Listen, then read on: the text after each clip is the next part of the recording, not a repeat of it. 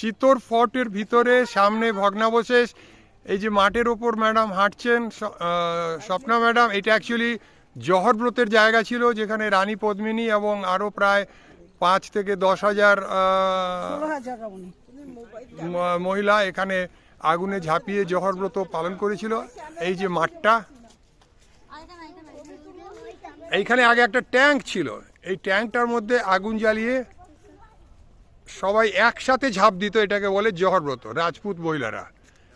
এই যে এখানে জহর ব্রতর এই এখানে একটা বানিয়ে রেখেছে, একটা ফলকের মধ্যে লেখা আছে জহর স্থল। আর ওই যে দূরে একটা স্তম্ভ দেখতে পাচ্ছেন, সেটা হচ্ছে বিজয় স্তম্ভ। ওই বিজয় স্তম্ভ, কোথা থেকে ঝাঁপ দিত দেখে জহর ব্রত, এখান থেকে ওইটা বিজয় স্তম্ভ। ঝাঁপ দিত কোথা থেকে? আগুন মানে ঝাঁপ দিত। আর আমি আপনাকে দেখিয়ে দিচ্ছি 360 ডিগ্রি ঘুরিয়ে। এইটা হচ্ছে শিব মন্দির, এখানে ব্রহ্মা বিষ্ণু মহেশ্বর তিনজনই আছেন। আমরা চিত্তর ফোর্টের ভিতরে রয়েছি, বিশাল বড় এরিয়া, পুরো ঘুরে দেখতে লেগে যাবে 10 থেকে 12 দিন।